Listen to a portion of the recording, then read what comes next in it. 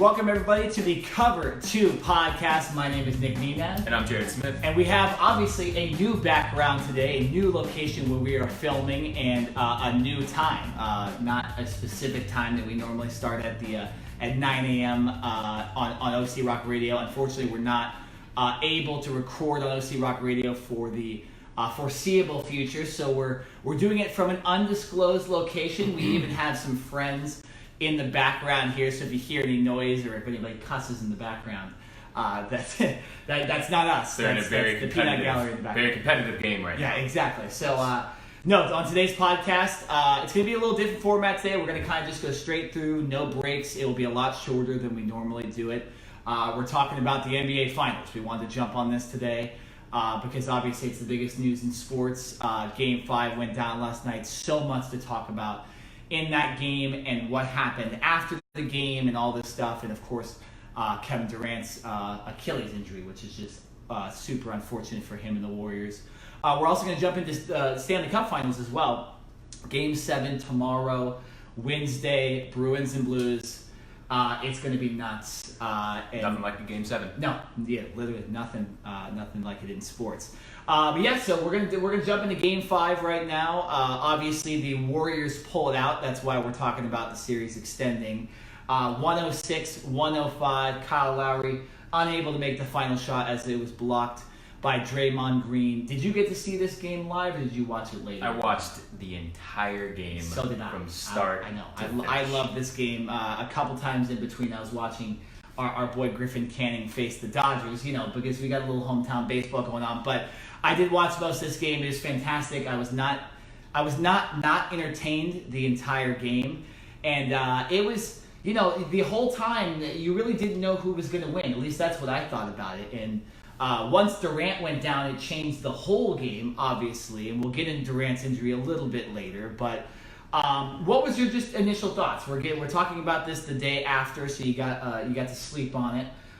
What are your thoughts after this Game 5, just about the game and how you expect this series to move on? Well, I was excited to see Kevin Durant come back, and really the speculation of how is he going to play, right? He hadn't played in basically a month. So was he going to be fatigued? Was he going to be on a minutes restriction? And Steve Kerr, in his press conference before the game, basically said that they were going to let Kevin Durant go, right? Yeah. And obviously, with your backs against the wall in an elimination game, you need your best player out there. So it's do or die. And basically, Kevin Durant, if he needed a break, then he would basically take himself out of the game, which he did towards the end of the first quarter. But Kevin Durant came out, and I believe he had 10 points in the first quarter. He hit 2 threes, and he looked like he hadn't missed a beat. And basically, they went up by 6 in the first quarter, and I said, I didn't want to say this game is over, obviously, because there's a lot going on, but the way that they were playing, it was just very obvious that with Kevin Durant on the court, even though maybe they don't move the ball as well as they do with him off the court, he is just such a dynamic player, and you have to, from a defensive standpoint, put so much attention on Kevin Durant that it was able to open up the floor for guys like Steph Curry and Klay Thompson. You saw that they hit, I believe, 7 threes in the first quarter as well. I think they were energized to see their, star player return. So before he got injured, that first, quarter and a half, I was like, oh man, we're definitely going to a Game 6, and I didn't really have any doubts in my mind up until that injury, and then it was like, oh gosh, what's going to happen exactly? And then of course the footage comes out where you see a potential pop, and you weren't sure if it was his calf, if it was his Achilles. You just knew that when he went down, things were going to change. The dynamic of the game changed, and it went into Toronto's favor. No, I had similar thoughts about the beginning of the game too. Durant pulling up over 2 defenders, pulling up over Kawhi, just making everything. I think they started the game 5 for 5 from 3. And the starters, I at some point, I forget if it was the first quarter or the second quarter, the starters were the only ones that scored in the game, I believe, too. Exactly. So it was really, they were taking advantage of the fact that they have this all-star team, and that they have their main all-star back in Kevin Durant, and then obviously he gets hurt and the whole game changes, and you wonder, are they going to be able to actually pull this out? Even though they had a big lead and they kind of kept the lead for a while, you were wondering, are they going to be able to hold off this uninjured, very solid Raptors team? They ended up doing it in the end, but it was extremely difficult, and the Warriors were down very late in that game by multiple points, and it was a fun game to watch. And after Durant, especially, some of the Warriors stars made some big threes, and even DeMarcus Cousins played well. Right, he did. DeMarcus Cousins at one point in the game had scored 7 unanswered points by himself. Yeah. Right, and we know that he's not 100% healthy either. So the entire Warriors team, I mean, you have to think about it. Kevin Durant is banged up. Andre Iguodala is banged up. Kevin Looney, with a broken collarbone, was playing in the game, and he eventually left. So there's just a plethora of injuries on this team, and they are still able to fight. So, I mean, I think you have to give credit to not only Steve Kerr, but the rest of the organization for having such depth on their bench, right? I'm trying to blank right here. But guys like Sean Livingston, Quinn Cook were able to come in the game and maybe not contribute scoring points, but just from a team defensive standpoint and how they're able to come in and just kind of pick up the flow, right? If you think about it, I'm just going to throw out the Lakers for right now because that's the team that I follow the most. If the Lakers right now, and we saw earlier in the season when LeBron got injured, where they had to rely on their bench guys and more their depth role players, you see that they were not able to succeed. And whether that was because of the scheme, whether because those guys just hadn't been put in those types of situations before, they were not able to kind of take advantage of those minutes. And we're not saying that any of those guys are LeBron James, right? No. We're not saying that Josh Hart or Brandon Ingram, any of those players are LeBron James. And we're also not saying the same thing, when it comes to the Warriors. But to be able to come in and basically not lose that much of a step, still be competitive and stay in the game, give Steph Curry, give Klay Thompson an opportunity to shoot their way into the game, I think is really kind of one of the underlying stories of this entire series. But I did want to ask you, and kind of moving a little bit to when Kevin Durant got injured, because it was right before halftime, and then the players go into the locker room, and after the game, Klay Thompson, Steph Curry kind of touched on it, and just the mood of the locker room, right? Everyone's just down, and everyone is sad and upset, and why is this happening to him again, right? And then to be able to come back out and refocus, what were your thoughts on how they were able to kind of put that injury out of their heads and kind of continue playing well? Well, with the Warriors, they're looking for a three-peat right now. They've been in the finals 5 years in a row. I don't expect them not to be able to come out and attempt to win this game. I would be disappointed in the Warriors organization if they took an injury that a lot of them didn't know was as serious as we now know, that it's an Achilles injury and he will not play game 6 and 7 for sure now. And it could be the worst. He might not even play next season. But I expect the Warriors to play really, really well every single game, and they had that championship pedigree. And I just think that, he got hurt, and they knew, okay, we have to step up. We've been doing this for the last couple weeks. We've been doing this for the last couple series. And, we got to do it again. And we have to find a way to win this game. We have to find a way to get at least one more game in Oracle. So I wasn't surprised that they came out and played well. To touch on the bench that you were talking about for the Warriors, I noticed it especially later in the game when the starters really, really needed rest and the Warriors kind of had a lead. Guys like Quinn Cook, they just looked faster than the Raptors players. They were playing the Raptors starters, but they were the ones that looked like they had more energy. And I think that's, they played only a couple minutes in this game. Jordan Bell, 4 minutes. Quinn Cook only 12. McKinney, Bogut only 2 minutes each. But they played a really hard 2 minutes or a really hard 4 minutes. So I was impressed by the Warriors bench, but when it came down to it, though, Klay Thompson, Steph Curry in the end, Draymond Green made some big shots. Those were the guys that stepped up when they needed it, and it ended up working out. Now we're going to see Game 6. Right. Let's flip to Toronto, and obviously late in the game, Kawhi Leonard just went completely ridiculous, scoring 10 unanswered points, right? 2 threes, kind of taking over the game. And at that point, it was like, oh my God, I was like, Toronto's about to win, right? You see Drake going crazy on the sidelines, and there were 2 actually controversial calls. DeMarcus Cousins had a putback dunk, which they negated and said that it was in the cylinder, which when you look at the replay, there's different angles. One of the replays pretty much shows that the ball was outside of the cylinder. I know I was talking with a friend of mine last night, and we were saying that should have counted, right? It obviously did not. And then the second was when Draymond Green ended up going, I believe it was a backcourt violation that they called. Yeah. And that was also a little bit of a, was his foot really on the line? Was it not? So those were 2 calls late in the game where it really changed momentum. And at that point, especially with Kawhi going off, I'm like, Toronto's about to win. Yeah, right? No. And for the Warriors to withstand just another punch, another blow, and to be able to come back, Klay Thompson, Steph Curry each hit huge 3-pointers. Just the resiliency of this team, I think, is really what speaks volumes. Yeah. No, what was weird to me, though, is so when you have these big runs from a guy like Kawhi Leonard and you're in an elimination game, normally if the other team is just balling out, their best players playing, you'll call a timeout, right? The Warriors only had one timeout, so they couldn't do it. Instead, in something I really haven't seen in a while, the Raptors decided to call a timeout.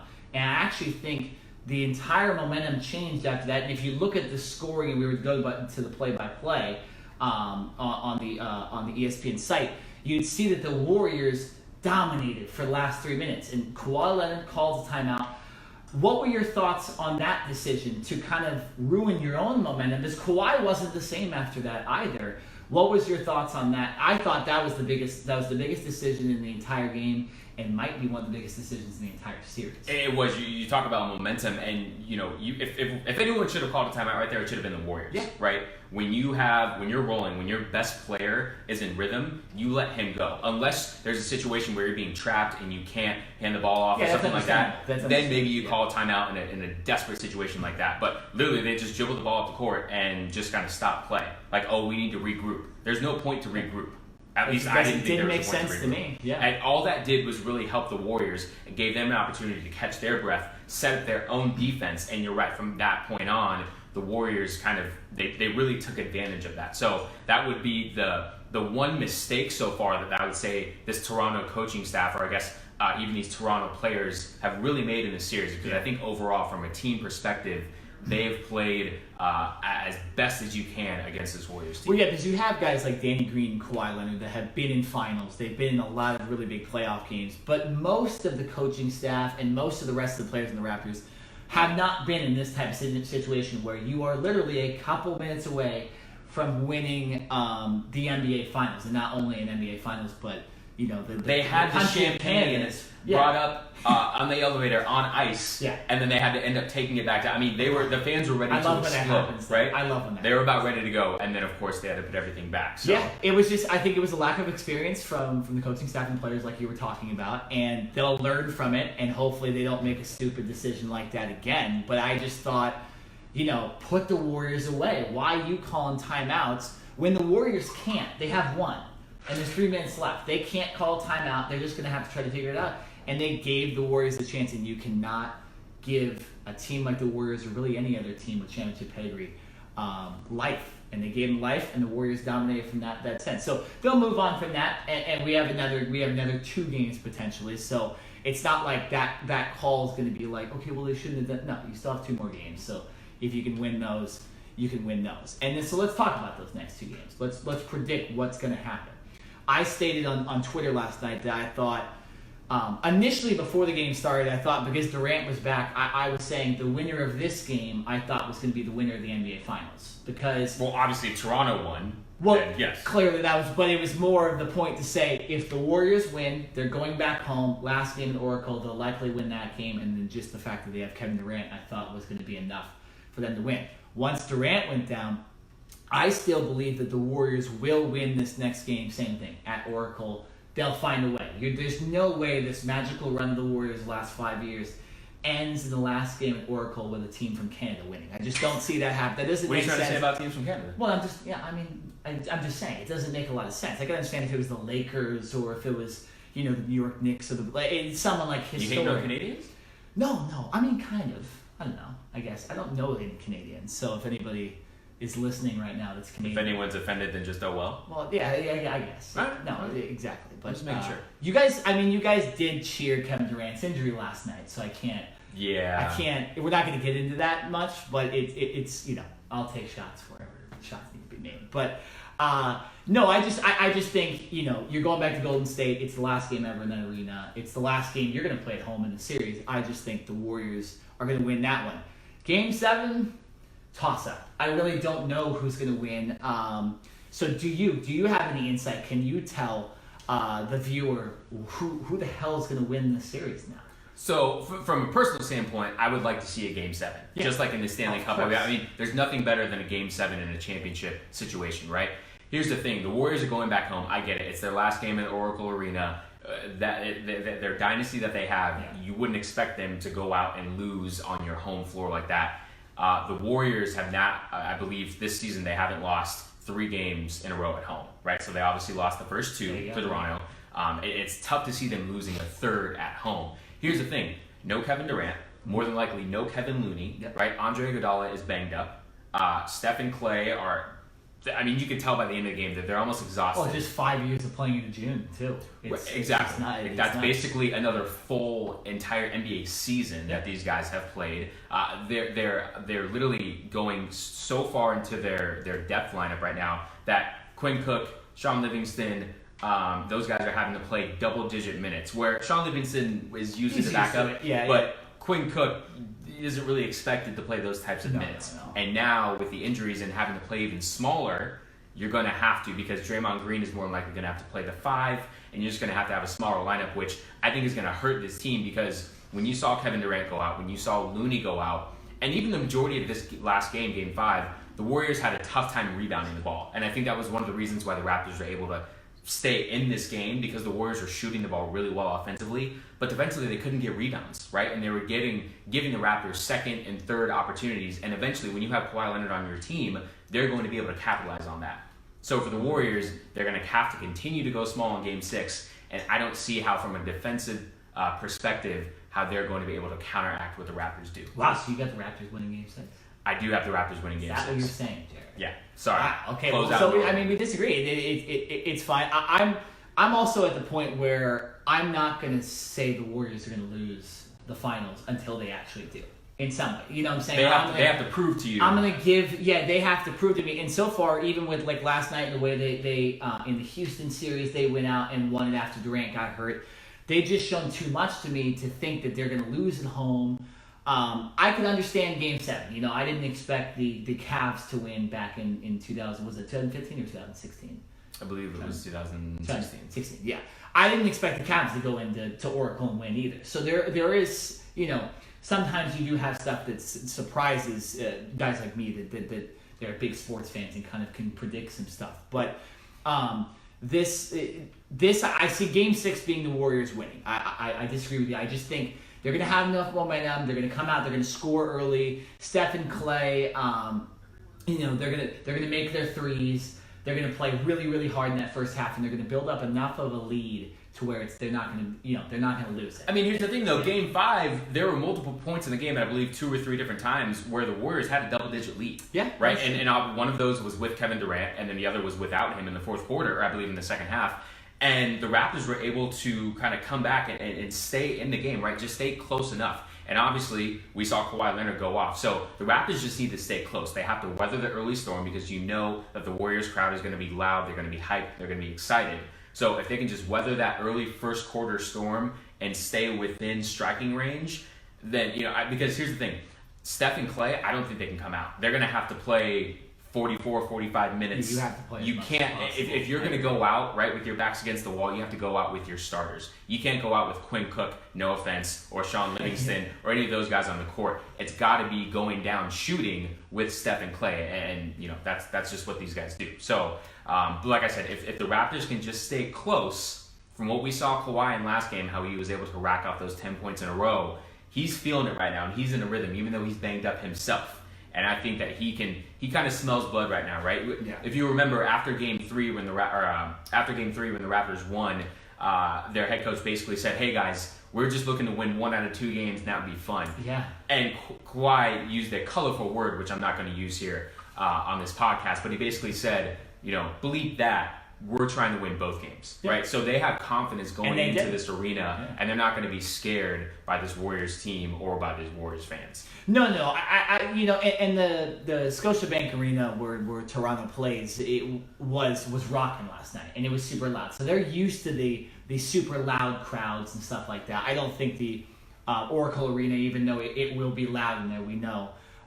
It will be. You don't think it'll have so much of an an effect? No. I think they're used to it, and that Toronto arena can get as loud as anybody. You watch a hockey game there, basketball game, it's always super loud. So I don't think that will affect them as much. It's more that I think the Raptors still put almost too much reliance on Kawhi, especially late in games, and we saw with the very last possession and even last couple minutes where they were kind of trying to get Kawhi to do it and win the game. And when they would give it to the other guys would not step up. Guys like Siakam didn't play a great game at all. Missed all of his 3-pointers, which most of them were wide open, and didn't play very well on the defensive end as well. Kyle Lowry, obviously not coming up clutch, getting in foul trouble again.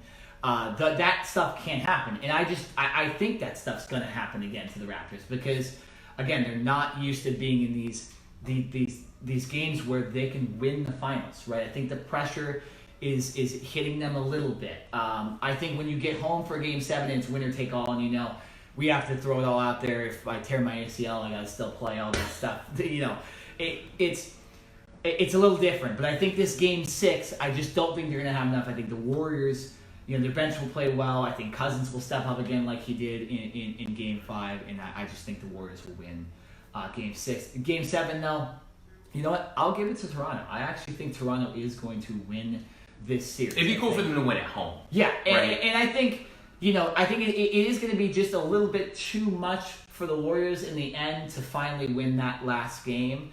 But no, Game 6, Warriors will win. This is going 7. When you get to 7, you get in Toronto. I think Kawhi, I was debating with a couple of my friends last night via group chat whether Kawhi is, on par with LeBron James in clutchness and stuff like that because of the way he beat the Heat team. He's now going to beat this juggernaut Warriors team, albeit that they don't have Kevin Durant, but still, he's kind of doing it himself.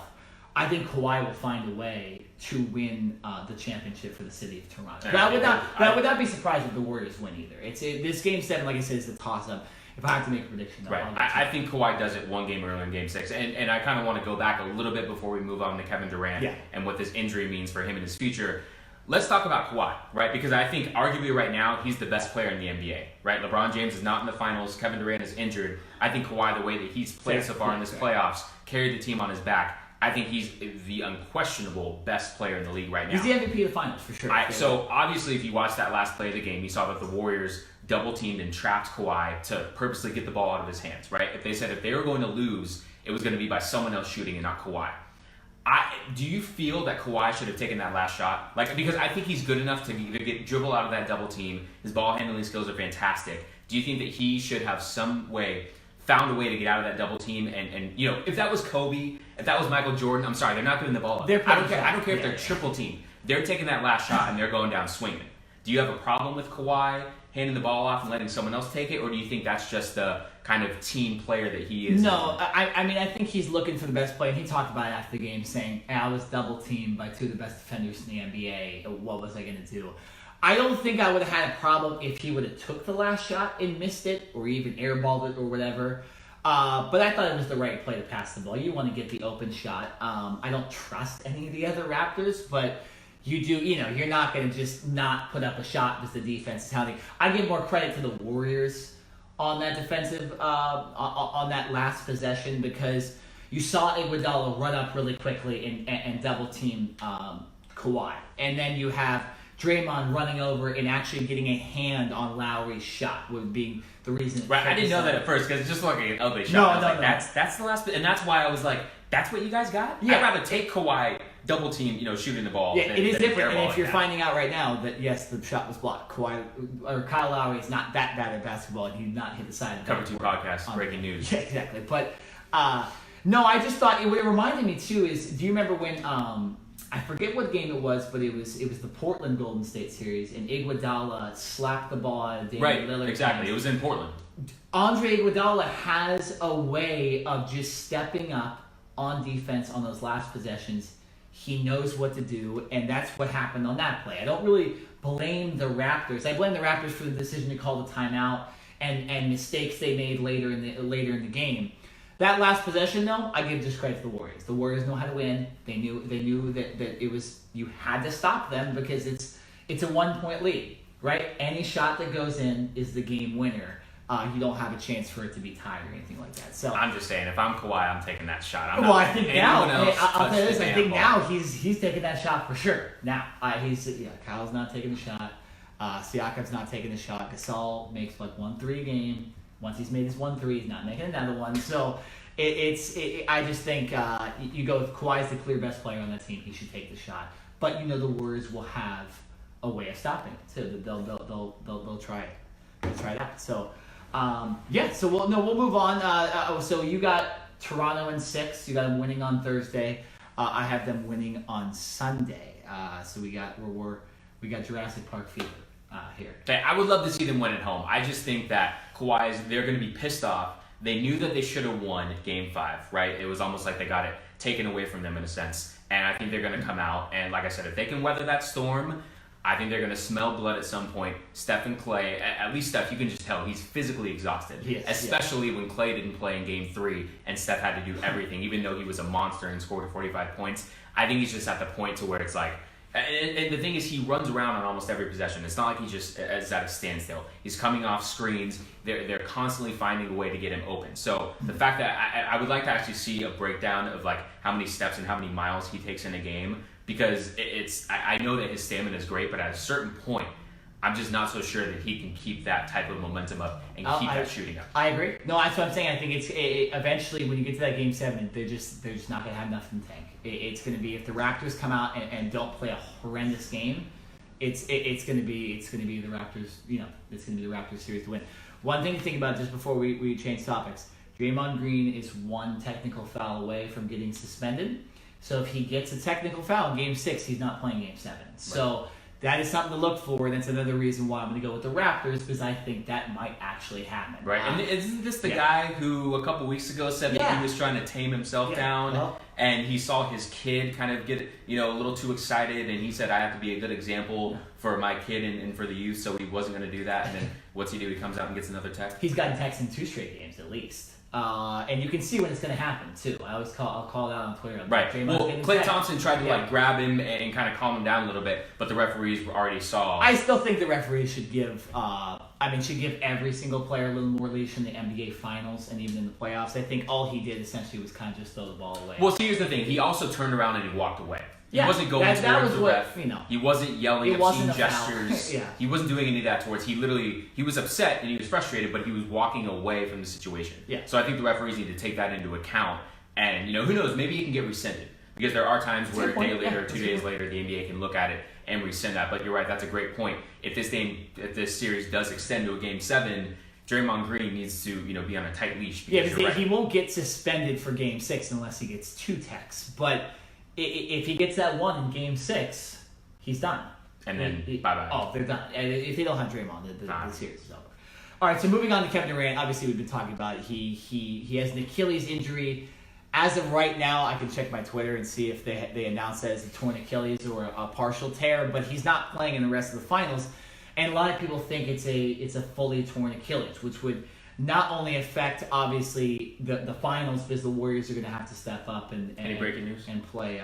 Do we know? Do we know if it's a torn ACL or torn Achilles? We have our side editors over here who are constantly feeding us information. So if you do hear anything, or if you hear any background noise, then you know that something just broke. Exactly. And we will let you know. No, yeah, but so he's not playing in the finals for sure. But if it is a fully torn Achilles, that means he's not playing next year, too. And we obviously have been talking about the free agent class and how Kevin Durant's the leader of it, and he's going to go to the Knicks or the Nets or the Lakers or whoever. Jared, what happens now, though, if he did tear his Achilles, because he's not going to play next season? Does he still go to another franchise, or does he take his player option with the Warriors and kind of just take a year off and rehab with like $30 million? Well, obviously, he has a huge decision to make. Here's the thing. If he stays with the Warriors, he can opt in for an extra year, and he can make an extra like $30 or so million, right? Rehabbing, doing nothing, yeah. It's not like Kevin Durant needs the money, but the fact that he's more than likely not going to be able to play next year, if he opts in right now, he's guaranteed $31.5 million.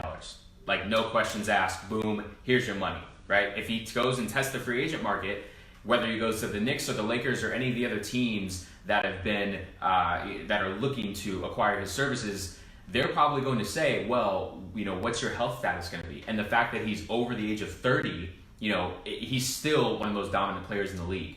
But coming back from that injury, is he going to be the same player?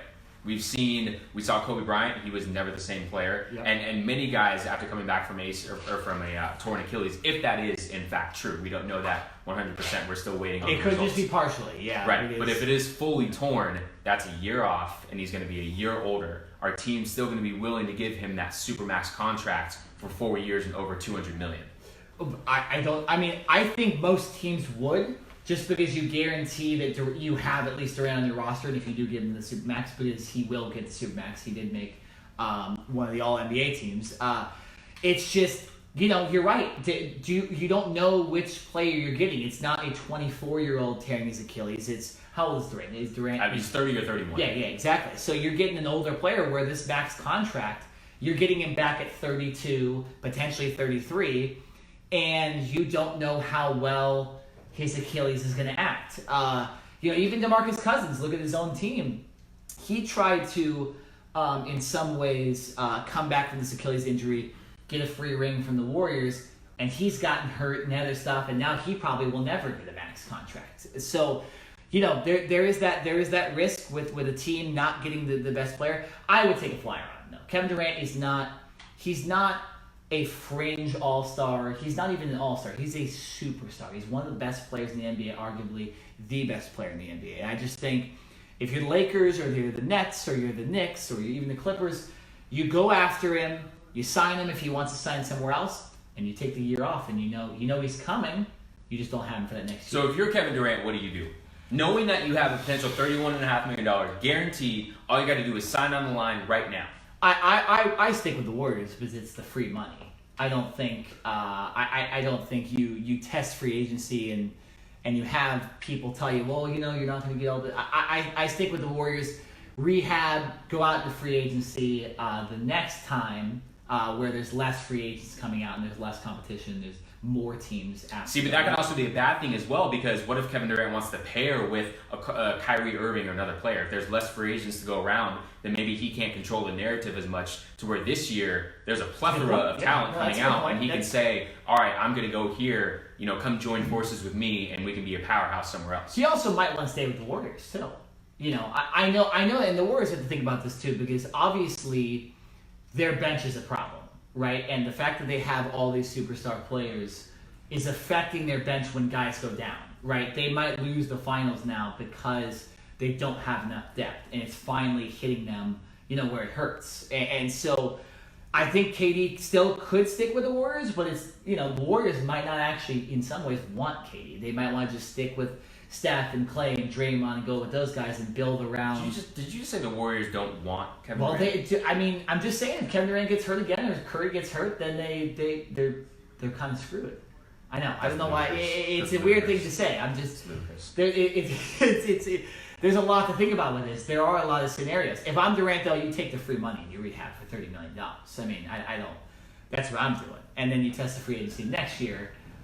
And you see if the Knicks or the Nets or the Lakers, didn't go out and sign free agents and stuff like that. But I really don't think he's going to join the Lakers because it's LeBron. No, he's not. Kevin Durant can go anywhere he wants. I shouldn't mention that. He can go anywhere he wants. I think Kevin Durant leaves regardless. I think he says, whether the Warriors win this series or not, I've won 2 rings with this team. Right, we've been to the finals for however many straight years. Yeah. And it's time. I think he wants to go on and basically be the face of a team by himself, because I think no matter what you say, this team is still Steph Curry's team. Yeah. As of right now. Right? And the fact that you still have Klay Thompson and Draymond Green there, I think he wants to go and kind of control more of the narrative, whether it's with the Knicks or the Nets or somewhere else, and obviously add pieces around him, but say, I'm the guy. And even if I'm not there for that first year because I'm rehabbing, when I come back, I'm the guy. So I think he's like, I've won everything I can here, right? I did what I needed. There's nothing else for me to do in Golden State, and I'm gonna go win some. Well, the other thing about taking the year off too and staying with Warriors is you do get to see, okay, the Lakers got Anthony Davis, the Clippers got Kawhi, the Nets got whoever. Okay, now I know really which teams are gonna for sure want me and stuff like that too. So you got to think about it that way too. Is that once these teams kind of form out, and maybe he doesn't get to play with who exactly he wants to, but he goes, okay, well now I know the Knicks have nobody, so they're free agents that can get other, because there will be other free agents that come out, and there are some guys that might keep their player option as well and stay with their teams and not actually go into free agency this year. So there's a lot for him to think about.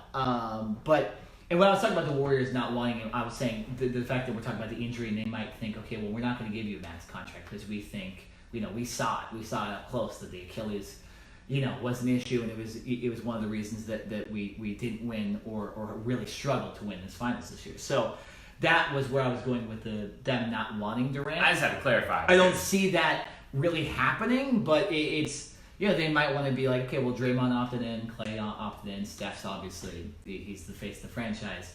We're good with them. We're going to build a young core around these guys, Kawhi, Looney, all those guys, and draft well and stuff like that. So, yeah, it will be really interesting. How do you see this affecting some of the other teams in free agency? Do you see other teams going for other players, like teams like the Knicks and the Nets that really have a chance at Durant?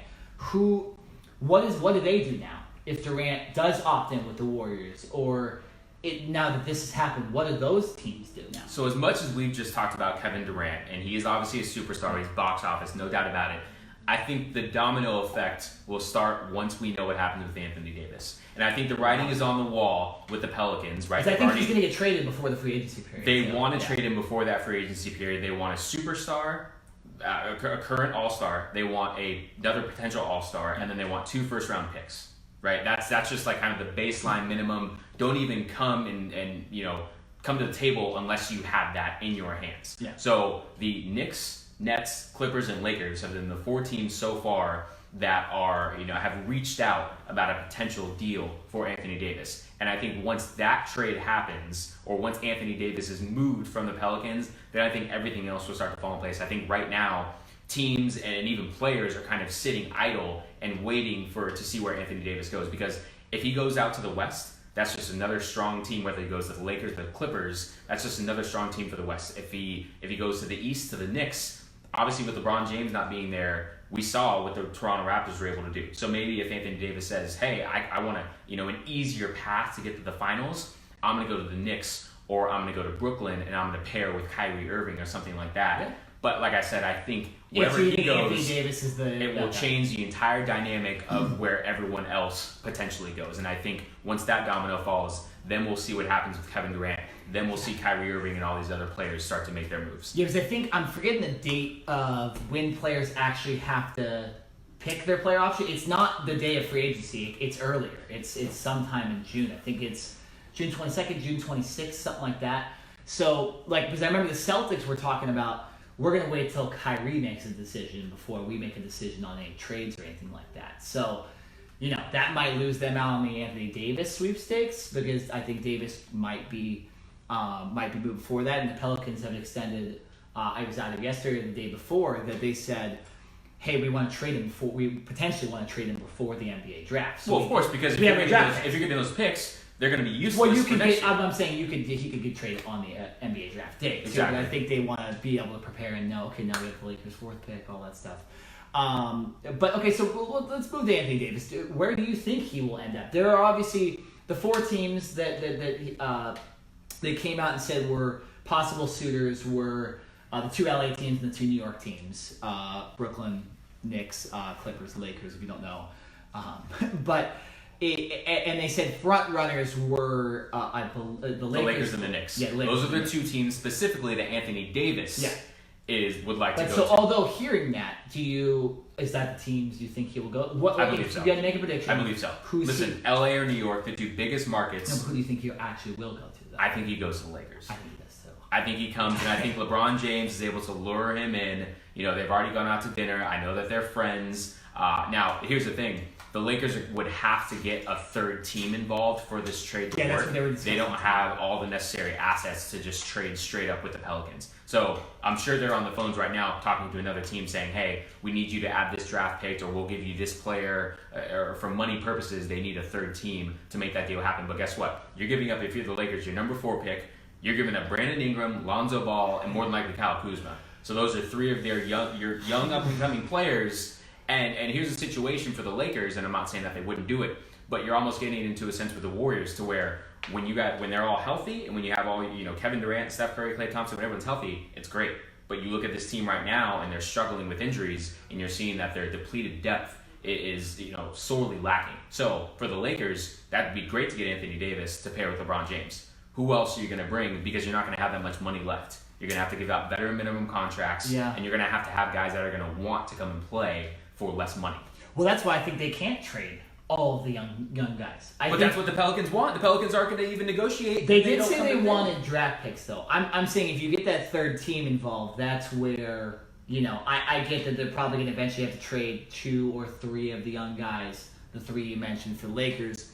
But I think you got to be getting something back. You can't just be giving everybody away. You are getting Anthony Davis. And the 4th pick, though. You can't give everything away. Anthony Davis is worth all of that and more. I disagree, because we're seeing with the Warriors right now that when guys go down, like you just mentioned, that there is that issue, and LeBron can't do it himself, and Anthony Davis can't do it himself. Right, but you're banking on them being healthy. You at that point, all the chips are in, and you're going to win right now. And these guys aren't injury prone either. LeBron's not injury prone. Anthony Davis is injury prone. Kyrie kind of injury prone, so if that ends up happening. Well, here's another thing. If you're the Lakers, you have to think about. LeBron James signed a 4-year contract, right?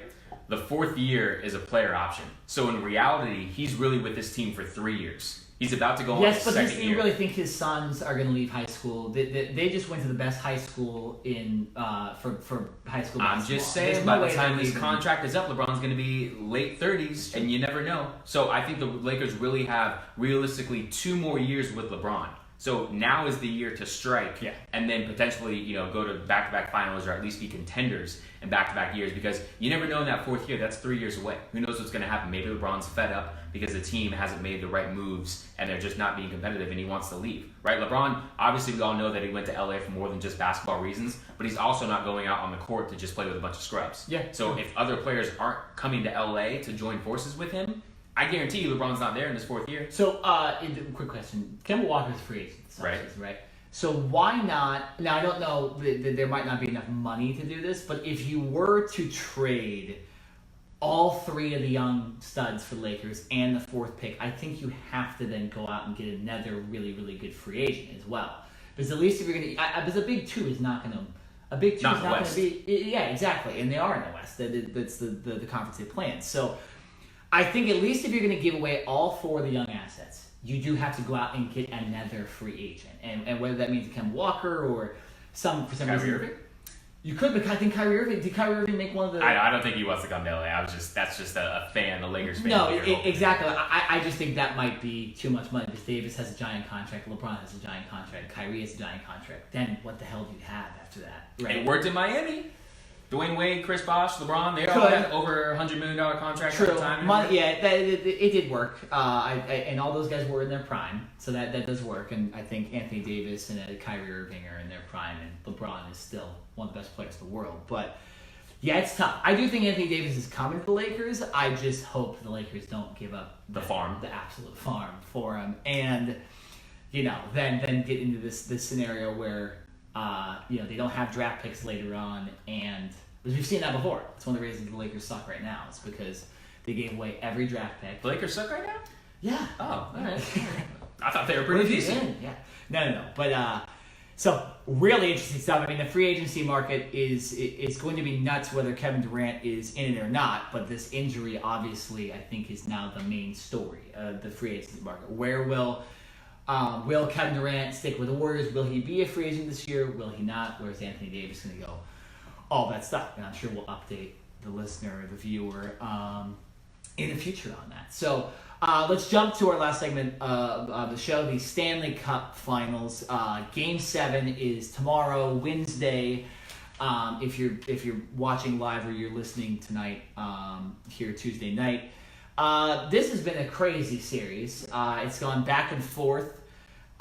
You had the Blues win Game 1. The Bruins win Game 1. Blues win Game 2. Bruins blow out the Blues in Game 3. Blues come back and win Game 4. Blues then turn it around, change up the series a little bit, win Game 5, and the Bruins come and win a very, very hard-fought game in Game 6 in St. Louis, similar to the Toronto Raptors Warriors game we saw last night. The crowd really hyped. 60,000 people outside the stadium. They go in and win. What does that make you think about this Game 7? Do you think it's advantage Boston because they won Game 6, they're at home? All all day. Or do you think it doesn't matter? So you think the Bruins have definite advantage going into Oh, of course. Not only are they coming off a win, they're now going back home for a Game 7, and I think in hockey, the crowd is a huge factor, right? And the fact that Boston... Here's the thing, though. I'm not saying I don't want to see Boston win because Boston sports has won so much recently that it would be nice to see. And St. Louis, by the way, when was the last time that they won a Stanley Cup? Never.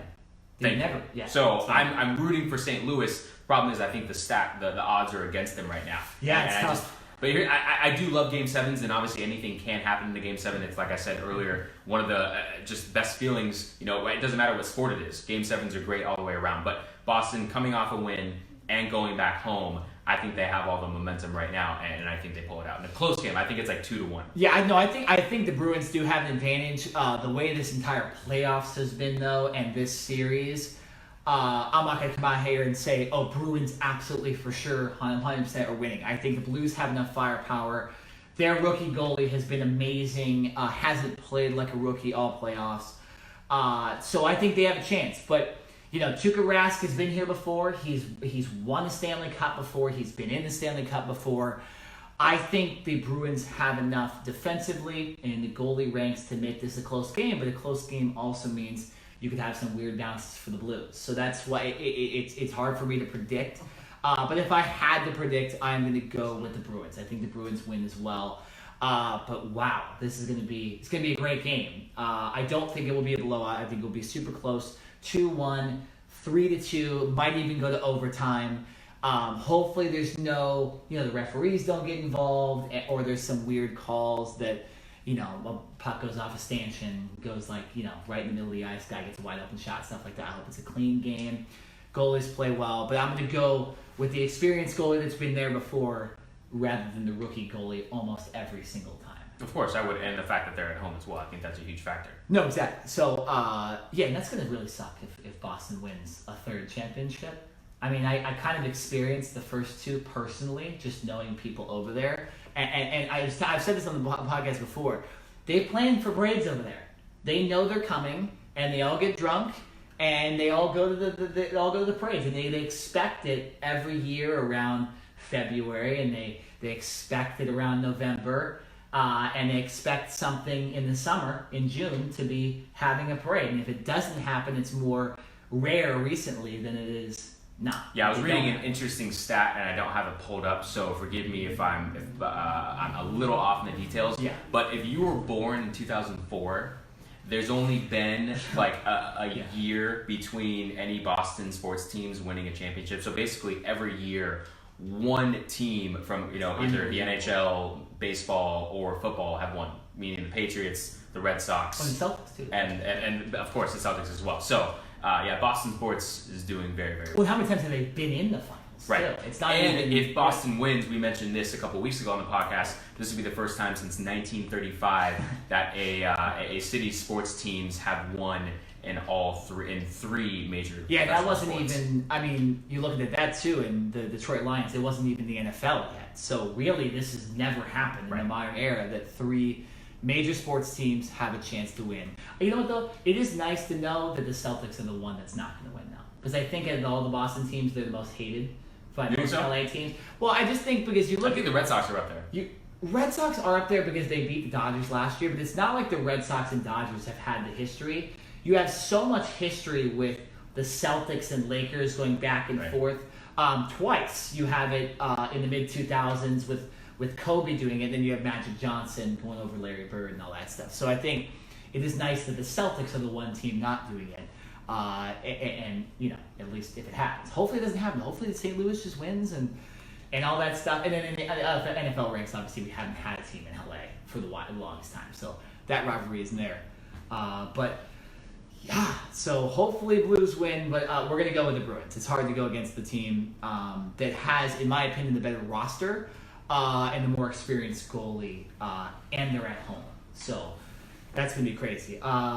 Quick thought on David Ortiz. Unfortunately, he was shot and wounded in the Dominican Republic a couple days ago. From what we know, he's doing well. He's been transported to Boston by the Red Sox themselves.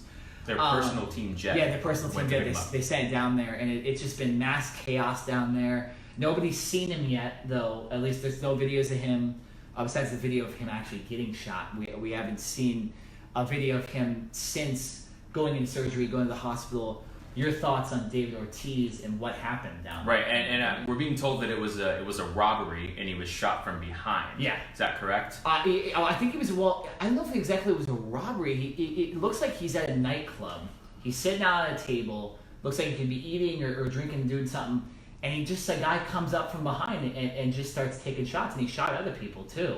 I don't know if anybody died in this attack, but it looks like he's going for David Ortiz. And maybe if he's not, it just ends up being that it was David Ortiz, but he might have thought it was somebody else. The guy, he paid for it. There's a video out there of the citizens kind of serving justice. Citizens arrest. Yeah, after the incident. But, yeah, I mean, David Ortiz is such a beloved figure. And right, which is why this is so... There has to be something else that happened, whether it was one of his, the guys that he was in his crew. Something had to happen because David Ortiz is just not...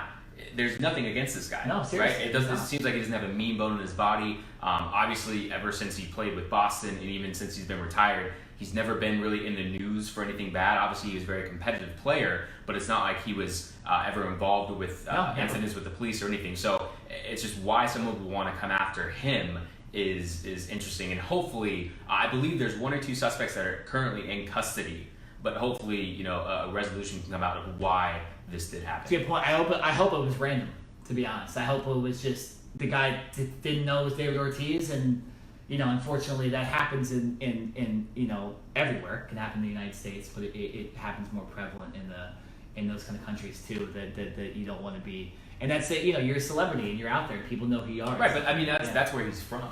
So I now don't get it. It's actually the city he was born in too. That happens in. So he lives in Boston as well, but he does spend part of his time. I am excited to hear him talk again too, because obviously when it first came out, it sounded like he had been shot in the leg, and it was just something simple.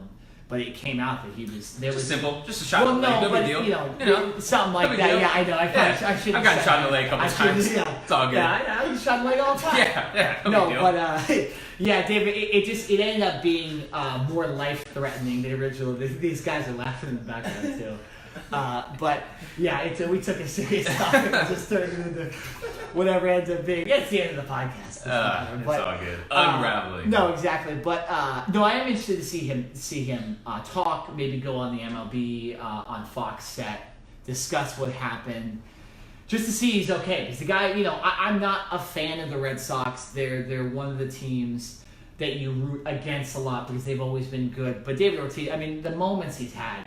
The home runs, the base hits to win, clutch. The speech he did after the Boston Marathon bombings and stuff like that. Just an amazing guy, a fun guy to hang out with, I'm sure, a fun guy on TV, and just did not deserve for this to happen to him in any case. And I just hope it's okay. Right, of course. Yeah. So, yeah, our thoughts are with David Ortiz and his family and all his friends and stuff like that. So, yeah, hopefully, if there's one silver lining, that if Boston wins the Stanley Cup and David Ortiz is okay, it's a very, very good week for them.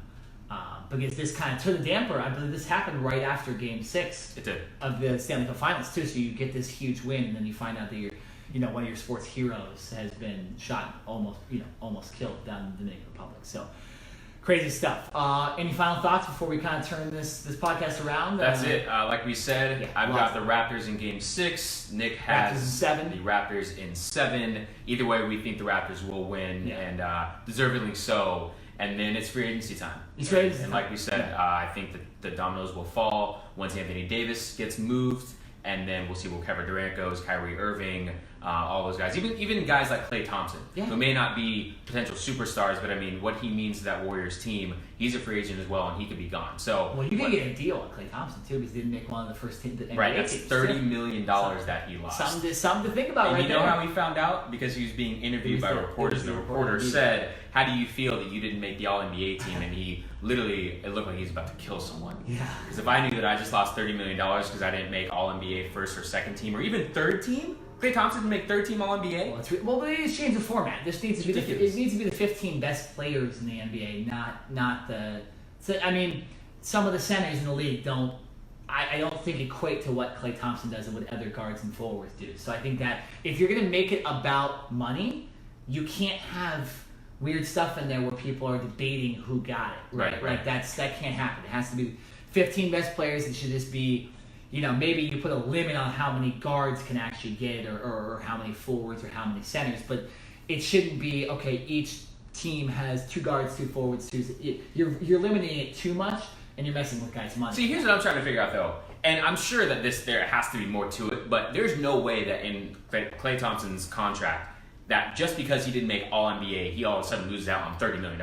I don't think making it's All-NBA is cool, but it's not like the end-all be-all. This isn't winning a championship. This isn't leading the league in three-point shooting or anything like that. I mean, it's All-NBA, great, but you're telling me that because of that was the only reason that he didn't make $30 million? The NBA Players Association needs to talk about that. That's what I'd be going straight to and saying somebody owes me $30 million. Exactly, yeah. But if you get these things, I was looking at Giannis's potential contract after next season. He's going to be getting paid $50 million in some of the years too. Like year? So yeah, that's now MLB. We have Mike Trout getting 40 or whatever it is. Well deserved. But it's over a longer period of time. So if you're getting 50 NBA contracts or for 60 5 for 6 5 years, it's kind of the same thing. So it's whatever. But so this has been the Cover 2 podcast. A little different format today. No breaks. Just going all for it.